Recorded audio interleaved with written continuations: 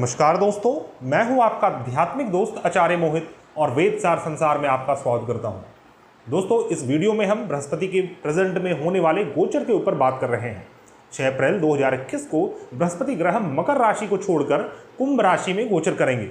तो बृहस्पति ग्रह का यह गोचर धनु राशि वाले जातक को किस प्रकार से प्रभावित करेगा, इसे हम बहुत ही विस्तार से समझेंगे।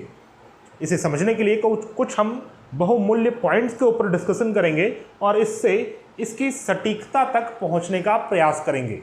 आप सभी से अनुरोध है, कृपया वीडियो को पूर्ण देखें, क्योंकि बहुत सारे ऐसे पॉइंट्स हैं जो आपको बहुत ज़्यादा लाभ दे सकते हैं और आपके मन में क्लैरिटी आएगी।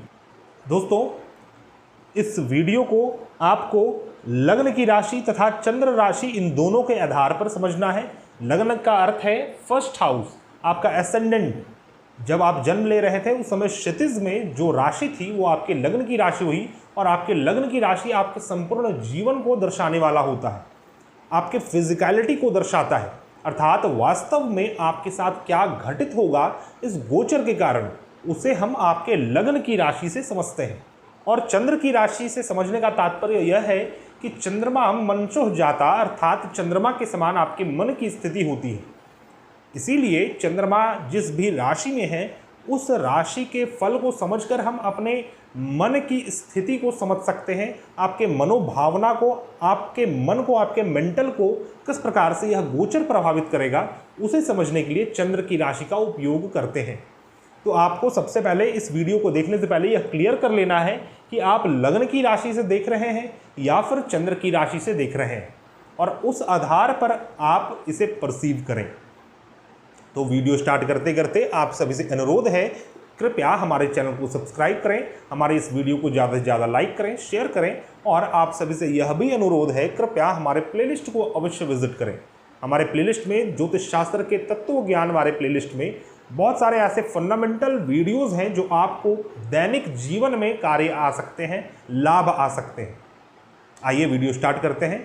जैसा कि आप सभी जानते हैं, 6 अप्रैल 2021 को बृहस्पति ग्रह मकर राशि को छोड़कर कुंभ राशि में गोचर करेंगे। मकर राशि बृहस्पति का नीच की राशि है और कुंभ राशि में बृहस्पति गोचर करने जा रहे हैं। तो सबसे पहले हम समझते हैं बृहस्पति कुंभ राशि में कैसा फल देते हैं, और उसे समझने से पहले हमें एक ब्रीफ में समझना होगा बृहस्पति क्या है, कुंभ राशि क्या है। बृहस्पति ग्रह जीवन के बहुत बड़े बड़े मूल अंगों को कवर करते हैं, बड़े बड़े डिपार्टमेंट्स को कवर करते हैं। बचपन में यह आपके शिक्षा अर्जन, विद्यार्जन को देने वाले होते हैं। युवावस्था में आपका विवाह, आपका मैरिड लाइफ, मैरिड सुख तथा वित्तीय स्थिति, आपका फाइनेंशियल कंडीशन को भी बृहस्पति ग्रह संबोधित करते हैं। उसी प्रकार यह आपके जीवन में बड़े बड़े चीज़ें जो आपको उच्च चीज़ों से प्राप्त होता है, परा चीज़ों से प्राप्त होता है, अर्थात कि आशीर्वाद, धर्म, अध्यात्म, इस प्रकार की चीज़ें बृहस्पति हैं। आपका विजडम जो बुद्धि से परे है, बुद्धि से ऊपर है, आपका विवेक, इन सभी चीज़ों को बृहस्पति ग्रह संबोधित करते हैं। और कुंभ राशि मूल रूप से कुंडली का एकादश भाव माना गया है, अर्थात कि कुंभ राशि से ही हम आपका संबंध अपने समाज से देखते हैं। वह समाज का स्थान है, समाज में आपका पद प्रतिष्ठा, यश, कीर्ति का स्थान है। आपके कार्य स्थान से रिलेटेड जो उपलब्धियां हैं उसे भी हम कुंभ राशि से देखते हैं। और आपके बड़े भाई बहन हो, आपके फ्रेंड सर्कल, नेटवर्क सर्कल, आपके कलीग्स, आपके सहकर्मी, मित्रगण, ये सभी चीज़ें हम कुंभ राशि से देखते हैं। और आपके जीवन में जो भी फिक्स्ड आय है, आपका सैलरी है या फिर अपने जो निजी आय है, किसी प्रकार का आय, ये सभी चीज़ें एकादश भाव से देखे जाते हैं, अर्थात कुंभ राशि से देखा जाता है। तो जब बृहस्पति कुंभ राशि में गोचर करेंगे तो सबसे पहले तो बृहस्पति ग्रह बहुत ज़्यादा प्रफुल्लित फील करेंगे, क्योंकि वह अपने नीच की राशि को छोड़कर कुंभ राशि में आ रहे हैं। वहीं दूसरी ओर बृहस्पति ग्रह आपको समाज में पद प्रतिष्ठा, यश, कीर्ति प्रदान करने वाले हैं। धनु राशि वाले जातक के लिए बृहस्पति आपके लग्नेश ही है। बृहस्पति का मूल त्रिकोण राशि है धनु राशि, अर्थात कि यह गोचर धनु राशि वाले जातक को बहुत ही अच्छे परिणाम दे सकता है। यदि बृहस्पति की दशा चल रही हो या फिर बृहस्पति की किसी प्रकार की दशा चल रही हो, तो यह गोचर आपको अच्छे परिणाम दे सकता है। और विशेष रूप से जो युवा वर्ग के लोग हैं उनके लिए बृहस्पति ग्रह का यह गोचर बहुत अच्छा परिणाम देने वाला है।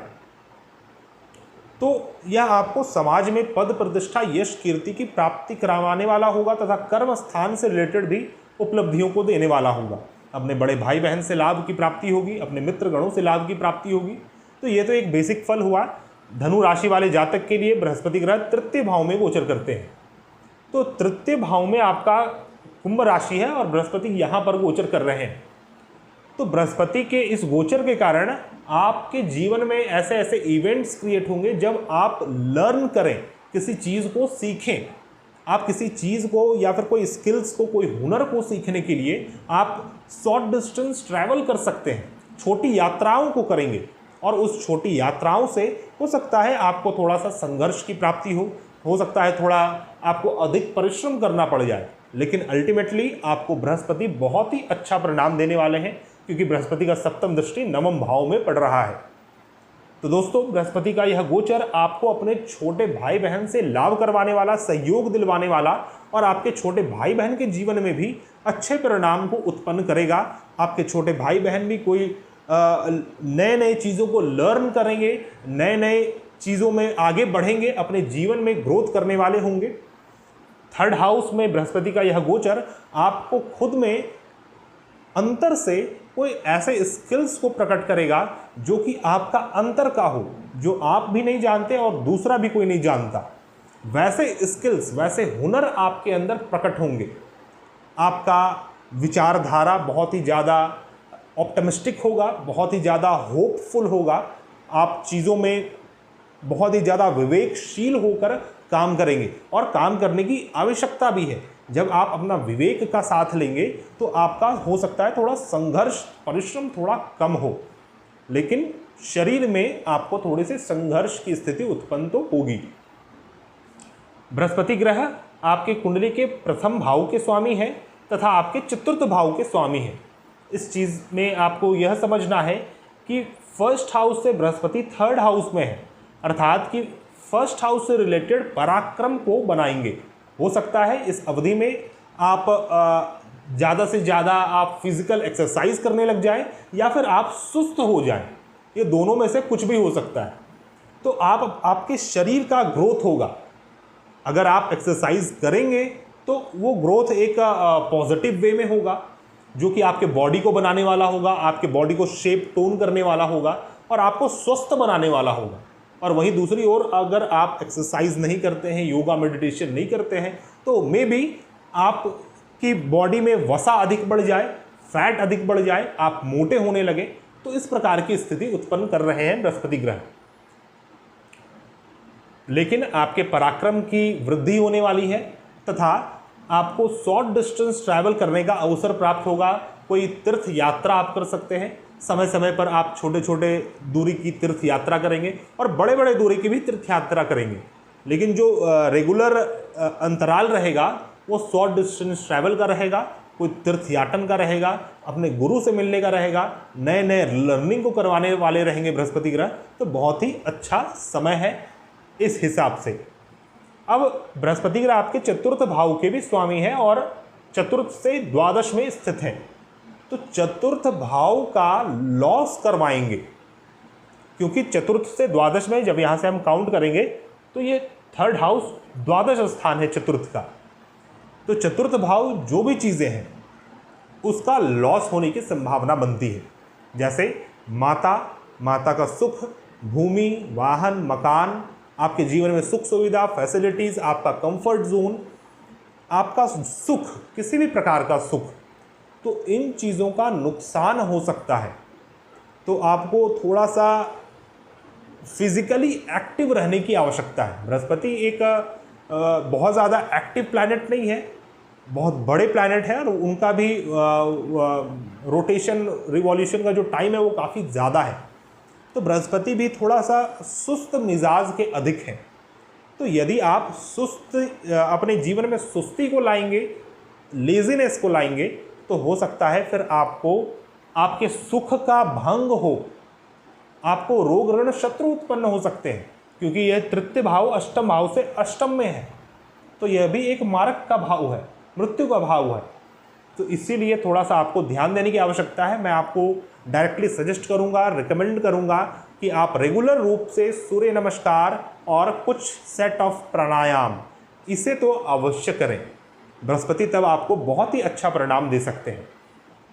और मीन राशि से यह द्वादश में है, तो हो सकता है आपके सुख की कमी हो, मातृभूमि से आपको दूर जाना पड़ सकता है, अपनी माताजी से दूर जाना पड़ सकता है, माताजी का सुख हो सकता है ना प्राप्त हो, कम प्राप्त हो, आपके पास हो सकता है सभी प्रकार की फैसिलिटीज़ हो, आपकी माताजी भी आपके घर में रहती हो, आपका अपना घर हो, बंगलो हो, लेकिन फिर भी हो सकता है सुख में थोड़ी कमी आपको एहसास हो, महसूस हो, या फिर फैसिलिटीज़ जो आप चाहते हैं उसे आप प्राप्त ना कर पाएँ, तो इस प्रकार की स्थिति उत्पन्न हो रही है।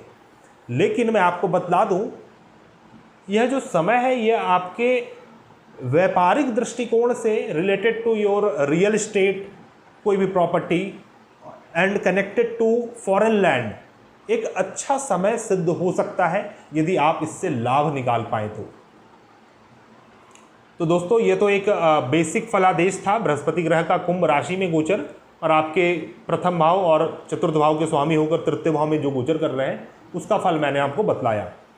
अब बृहस्पति किसी भी भाव में स्थित होते हैं तो वहाँ पर से पंचम, सप्तम और नवम पूर्ण दृष्टि डालते हैं।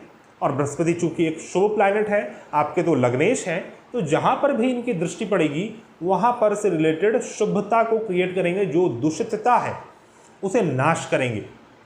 तो बृहस्पति ग्रह का पंचम दृष्टि आपकी कुंडली के सप्तम भाव में पड़ रहा है, बृहस्पति का सप्तम दृष्टि नवम भाव में पड़ता है, और बृहस्पति का नवम दृष्टि एकादश भाव में पड़ रहा है। तो बृहस्पति का जो पंचम दृष्टि है वो किसी भी चीज़ को सीखने के लिए अधिक होता है, वहाँ पर से रिलेटेड चीज़ों को लर्निंग करवाते हैं बृहस्पति, शिक्षा अर्जन, विद्या अर्जन करवाते हैं, उस भाव से रिलेटेड भक्ति भावना क्रिएट होती है। तो यह जो सप्तम भाव है, सप्तम भाव विवाह का स्थान है, विशेष तौर पे यह विवाह का स्थान है और कामनाओं का स्थान है। यह स्थान बिजनेस, व्यापार, किसी प्रकार के गठबंधन, कोई पार्टनरशिप, कोई रिलेशनशिप का स्थान माना गया है। तो इन चीज़ों से रिलेटेड आपको तो वैसे अच्छे फल प्राप्त होंगे। यदि आप बिजनेस स्टडी को कुछ करना चाहते हैं, related to business study, management का कोई स्टडी आप करना चाहते हैं, तो आप इस समय प्रोसीड कर सकते हैं। आप कोई नए बिजनेस, कोई नए गठबंधन शुरू कर सकते हैं, कोई नए पार्टनरशिप, कोई नए रिलेशनशिप में जा सकते हैं, और उससे आपको अच्छे फल की प्राप्ति होगी, और वो आगे चलकर आपके लिए एक अच्छा फ्रूटफुल समय साबित होने वाला है। यदि आपको इस समय कोई नए पार्टनर मिलते हैं तो आपको उनसे गठबंधन कर लेना चाहिए। यदि कोई बिजनेस पार्टनर हो या फिर कोई लाइफ पार्टनर हो, अगर आप शादी के सुयोग्य हैं और आप विवाह के लिए देख रहे हैं, विवाह आपका नहीं हो पा रहा है किसी कारणवश, तो आप इस समय ट्राई करें, अवश्यमेव इस अवधि में आपका विवाह निश्चित हो जाएगा, क्योंकि बृहस्पति इस भाव को बड़े रूप से प्रभावित कर रहे हैं। एक तो दृष्टिवश, दूसरा मैं आने वाले पॉइंट में बात करूंगा। तो इसीलिए सप्तम भाव से रिलेटेड आपको सर्वाधिक शुभ फल प्राप्त होंगे बृहस्पति के इस गोचर के कारण, धनु राशि वाले जातक के लिए। तो बृहस्पति का पंचम दृष्टि सप्तम भाव में है, बृहस्पति का सप्तम दृष्टि नवम भाव में पड़ रहा है। तो नवम भाव में बृहस्पति का सप्तम दृष्टि साफ दर्शाता है यह समय आपके लिए भाग्योदय कारक सिद्ध होगा। बृहस्पति की किसी भी प्रकार से दशा यदि आपके जीवन में इस अवधि में स्टार्ट होती है या फिर आती है या चल रही है, तो फिर आपका भाग्योदय अवश्य ही होगा। आपका भाग्योदय होगा, आपको तीर्थाटन करने का अवसर प्राप्त होगा, आप तीर्थ यात्राओं को करेंगे, गुरुजनों से मिलेंगे, गुरुजनों का आशीर्वाद, अपने पितरों का आशीर्वाद, अपने पिता का आशीर्वाद आपको प्राप्त होगा, और दिव्य कृपा से आपके जीवन में शुभता का आगमन होगा, तथा आप वेद शास्त्र, धर्म अध्यात्म की ओर अग्रसर होंगे। आपका जो लाइफ को लेकर फिलॉसफी है वो हाई होगा। साथ ही आपके अंदर सेल्फ एक्चुअलाइजेशन जैसी स्थिति उत्पन्न होगी कि वास्तव में मैं क्यों हूँ इस धरती में, मुझे क्या करना है। इन चीज़ों की अनुभूति आप इस अवधि में करते रहेंगे। तो एक बहुत ही अच्छा समय है धर्म अध्यात्म के लिए भी, आपके भाग्य के लिए भी, और विदेश यात्रा के लिए भी दोस्तों, क्योंकि बृहस्पति की दृष्टि नवम भाव में पड़ती है और किसी कारणवश 12th हाउस को भी बृहस्पति अच्छा बना रहे हैं। तो इस कारण क्या होगा कि बृहस्पति आपके विदेश यात्रा को खोल रहे हैं नवम भाव में दृष्टि डालकर। ओवरसीज यात्रा, समुद्र यात्रा, बाय एयर, इस प्रकार की यात्रा से आप लॉन्ग डिस्टेंस ट्रैवल को करने वाले हैं, विदेश यात्रा करने वाले हैं। तो बहुत ही अच्छा समय है आपके नवम भाव के लिए। बाकी बृहस्पति की नवम दृष्टि कुंडली के एकादश भाव में पड़ती है, तो कुंडली का एकादश भाव से रिलेटेड भाग्योदय आपको उत्पन्न होगा, अर्थात कि इस अवधि में आपके कर्म स्थान में उपलब्धि प्राप्त होगी।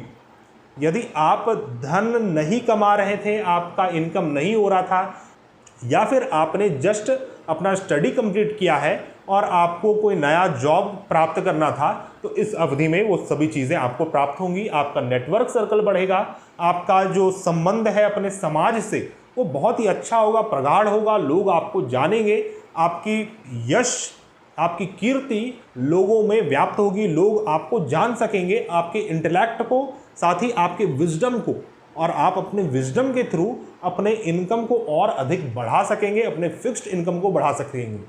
इस अवधि में आप अच्छे निवेश कर सकते हैं, अच्छे इन्वेस्टमेंट कर सकते हैं, क्योंकि सप्तम भाव भी इन्वेस्टमेंट का भाव है और एकादश भाव भी related to investment, finance and आय का भाव है। तो इस अवधि में आप इन्वेस्टमेंट भी करेंगे और उससे आपको अच्छे फल की प्राप्ति होगी। तो दोस्तों, यह था बृहस्पति ग्रह का दृष्टि और उससे रिलेटेड क्या फल आपको मिलेगा। अब हम कुछ अन्य पॉइंट्स के ऊपर बात करते हैं। जैसे बृहस्पति किसी भी भाव से जब चतुर्थ और नवम में गोचर करते हैं तो उस भाव से रिलेटेड अच्छे फल प्रदान करते हैं। जिस भाव से चतुर्थ में गोचर करते हैं उस भाव का सुख की प्राप्ति आपको होती है, और जिस भाव से नवम भाव में गोचर करते हैं उस भाव को एक्टिवेट करते हैं, उस भाव का भाग्योदय करने वाले होते हैं। तो वृश्चिक राशि वाले जातक के लिए बृहस्पति द्वादश स्थान से चतुर्थ भाव में गोचर कर रहे हैं, तो द्वादश स्थान का सुख प्राप्त होगा। तो द्वादश स्थान तो वैसे एक त्रिक भाव है, एक अशुभ भाव माना गया है।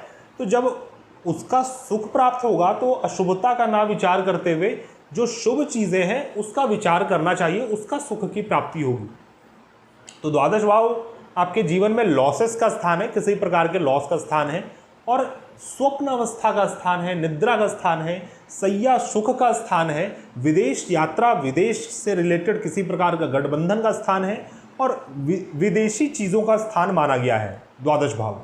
कोई आइसोलेटेड प्लेस का स्थान है, चाहे वो कोई आश्रम हो, कोई बहुत दूर आइसोलेटेड प्लेस में कोई गुरु का आश्रम हो, कोई परा चीज़ों का स्थान माना गया है, अर्थात कि आउटर डायमेंशन, जो हमारे इस भौतिक संसार से जो बाहरी चीज़ है उसका स्थान भी द्वादश भाव माना जाता है। तो इन सब चीज़ों से रिलेटेड सुख की प्राप्ति आपको होगी। आप जैसे सीकर हैं, जो भी चीज़ अपने जीवन में चाहते हैं सीख करना और रिलेटेड टू 12th हाउस है, वो उन चीज़ों की प्राप्ति आपको हो सकती है। जैसे कि विदेश से रिलेटेड आपको अच्छे कोई परिणाम प्राप्त हो सकते हैं। यदि आप विदेश जाना चाहते थे, विदेश यात्रा को ये एक्टिवेट कर रहा है, क्योंकि नवम भाव में दृष्टि है बृहस्पति की, तो विदेश यात्रा वहाँ से भी देखा जाता है, और विदेश स्थान है 12th हाउस, और 12th हाउस का सुख प्राप्त होगा, अर्थात कि विदेश का सुख प्राप्त होगा। तो हो सकता है इस अवधि में आप विदेश की यात्रा करें। वैसे बृहस्पति यहाँ पर 3rd हाउस में गोचर कर रहे हैं, तो हो सकता है कि आप शॉर्ट डिस्टेंस ट्रैवल करें विदेश में। जैसे मान लीजिए आप नॉर्थ इंडिया में रहते हैं तो आप नेपाल, भूटान, इस प्रकार की जगह जाएं। जैसे मैंने बतलाया कि नवम भाव ओवरसीज का स्थान है, सीज समुद्र से ऊपर की यात्रा, या फिर समुद्र हवा से, या फिर समुद्र पानी में कोई यात्रा हो, तो आप हो सकता है श्रीलंका विजिट करें। तो इस प्रकार का योग फलित हो सकता है, अर्थात कि विदेश से कोई कनेक्शन होगा और उससे अच्छे खबर प्राप्त होंगे, सैया सुख की प्राप्ति होगी, आपको अच्छी निद्रा आएगी। तो इस प्रकार का आपको फल प्रदान करेंगे बृहस्पति ग्रह द्वादश भाव के लिए। उसी प्रकार कुंडली के सप्तम भाव से बृहस्पति ग्रह नवम भाव में गोचर कर रहे हैं, तो सप्तम भाव आपका एक्टिवेट होने वाला है। यह साफ दर्शाता है कि आपका विवाह इस अवधि में हो सकता है। बृहस्पति देव की कृपा से आपका विवाह इस समय संपन्न होगा, या फिर विवाह फाइनल होगा, फिक्स होगा, या फिर वैवाहिक जीवन में यदि किसी प्रकार की कोई अनबन, कोई परेशानी, किसी गठबंधन में, कोई पार्टनरशिप में, कोई रिलेशनशिप में, आपके व्यापार में किसी प्रकार की परेशानी चल रही थी, तो बृहस्पति की कृपा से आपकी वह परेशानी दूर होगी तथा इसका भी सुख आपको प्राप्त होगा। इस स्थान का भाग्योदय होगा, अर्थात विवाह होगा, आप अपने पार्टनर से मिलेंगे, आप कोई नए व्यापार प्रारंभ कर सकते हैं, कोई नया गठबंधन कर सकते हैं, और उस व्यापार से, उस गठबंधन से आपको अच्छे लाभ की प्राप्ति होगी। तो बृहस्पति आपके सप्तम भाव का भाग्योदय करने वाले हैं। तो यह तो बृहस्पति के शुभ तत्वों की बात हुई, लेकिन हर एक शुभ चीज़ों के पीछे कुछ अशुभ तत्व भी जुड़े होते हैं, उसे भी समझना आवश्यक होता है। तो बृहस्पति किसी भी भाव से जब दशम भाव में गोचर करते हैं तो उस भाव से रिलेटेड आपको थोड़ा फ्रस्ट्रेशन देते हैं, उस भाव से रिलेटेड कर्म में कमी आती है, उस भाव से रिलेटेड आपको अशुभ फल की प्राप्ति हो सकती है। तो धनु राशि वाले जातक के लिए आपके छठे भाव से बृहस्पति ग्रह नवम भाव में गोचर कर रहे हैं। तो धनु राशि वाले जातक के लिए बृहस्पति ग्रह आपके छठे भाव से दशम भाव में गोचर कर रहे हैं। तो बृहस्पति का यह गोचर आपके सिक्स्थ हाउस से रिलेटेड समस्याओं को दे सकता है। छठा भाव रोग, ऋण और शत्रु का स्थान है, इसीलिए मैंने आपको कहा था कि आप यदि परिश्रम नहीं करेंगे तो इस अवधि में आप मोटे हो सकते हैं, आपके शरीर में वसा जम सकता है, क्योंकि ये रेगुलर रूटीन वर्क का स्थान है, ये आपके दैनिक जीवन के क्रियाकलाप का स्थान है, ये पेट्स का स्थान है, छोटे पशु पक्षी का स्थान माना गया है। साथ ही आपके वर्क इन्वायरमेंट का स्थान है, आपके कार्यस्थान का माहौल कैसा होता है उसका स्थान माना गया छठा भाव। साथ ही रोग, ऋण और शत्रु तो है ही है।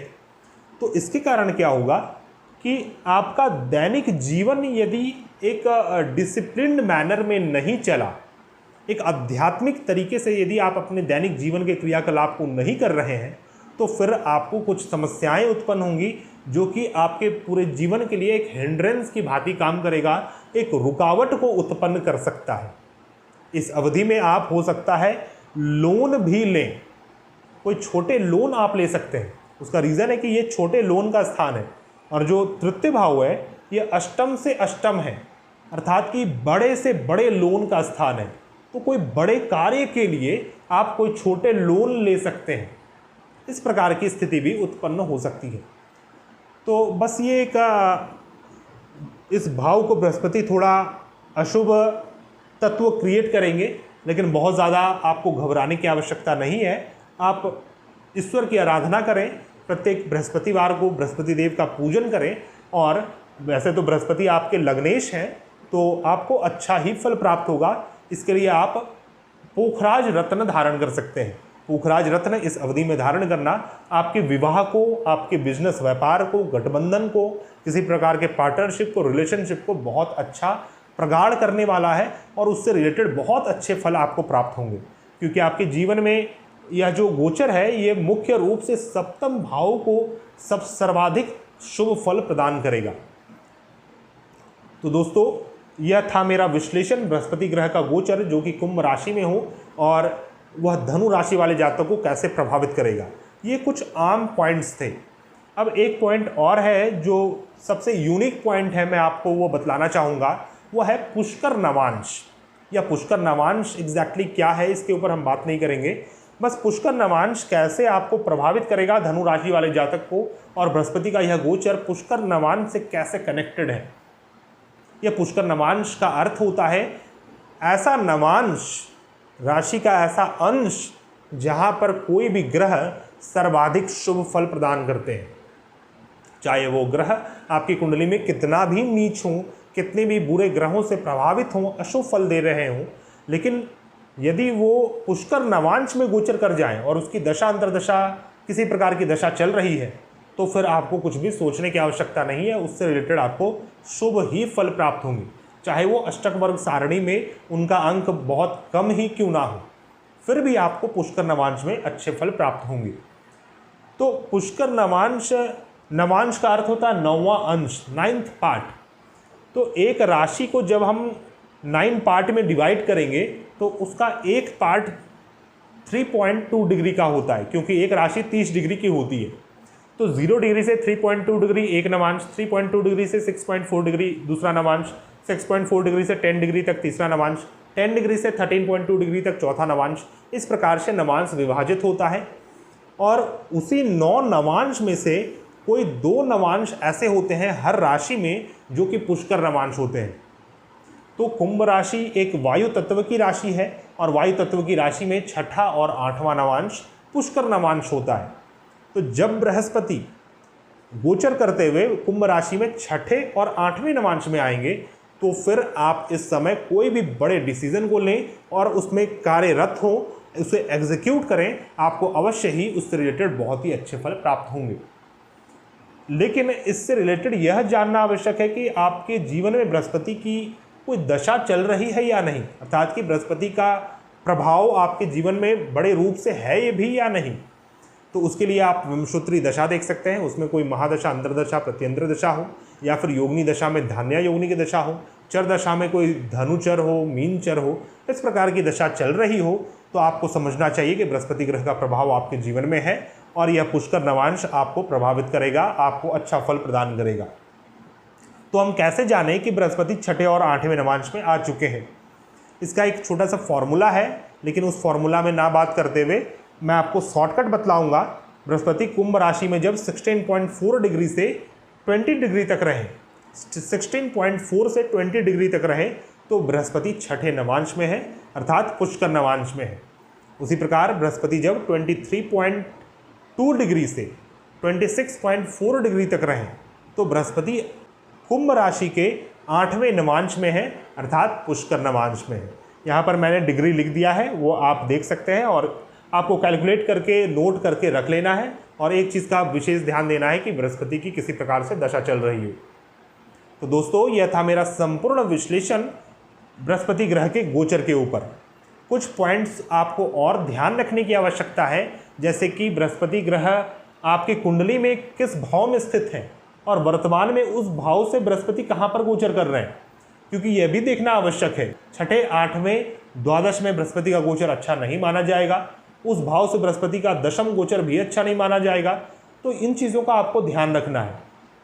उसके बाद बृहस्पति ग्रह कुंभ राशि में गोचर कर रहे हैं। यदि बृहस्पति की कोई दशा चल रही है तो सिर्फ और सिर्फ मेरे बात से आपको नहीं जाना है, आपको यह भी देखना आवश्यक है कि वो अष्टक वर्ग सारणी में बृहस्पति का क्या अंक है।